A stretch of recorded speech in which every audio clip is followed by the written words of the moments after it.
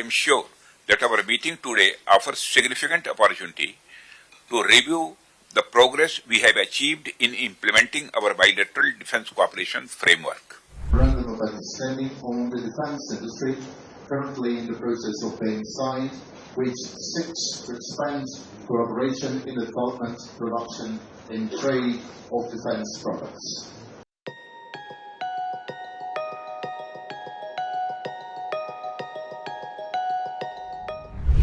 As Donald Trump ramps up his tariff war, slapping 50% and even 100% duties on imports from countries like India, Brazil, and China, global trade patterns are being disrupted.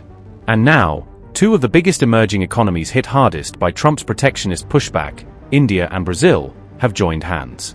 A high-level Brazilian delegation, led by Vice President Geraldo Alckmin, landed in New Delhi this week. On the agenda are defense, biofuels, agribusiness, and strategic cooperation. Their message is clear: if Washington wants a trade war, the global South will build its own markets.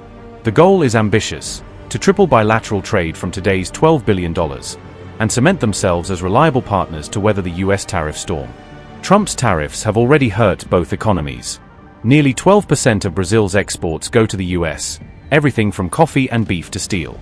India is even more exposed. Almost a fifth of its total exports are sent to America. When Trump expanded tariff lists earlier this year, hitting pharmaceuticals and electronics, New Delhi realized that no strategic partnership with the US is final or trustworthy. So India and Brazil, both founding members of BRICS, a bloc Trump is openly against, are now hedging their bets. They're exploring preferential trade agreements, local currency settlements, supply chain linkages, and even collaborative rerouting of exports to bypass American restrictions. Defense is a critical new pillar of this partnership. India is now pitching its indigenous Akash surface-to-air missile system to Brazil, expanding beyond trade into hard security cooperation. If Brazil goes ahead with the purchase, it will mark one of the biggest made-in-India defense exports to Latin America. Brazil was hit with tariffs after the conviction of former President Jair Bolsonaro, a former Trump ally. India was punished for continuing to import discounted Russian oil, even while European countries quietly did the same. Economists estimate Trump's trade war could shave off nearly 1 percentage point from growth in countries like India and Brazil. Moreover, India and Brazil sell many of the same products: coffee, sugar, ethanol, which means they also compete in global markets. And both have a lot of trade with China, Brazil's #1 trade partner, and India's #2.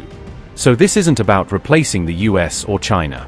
It's about reducing vulnerability to sudden tariff shocks.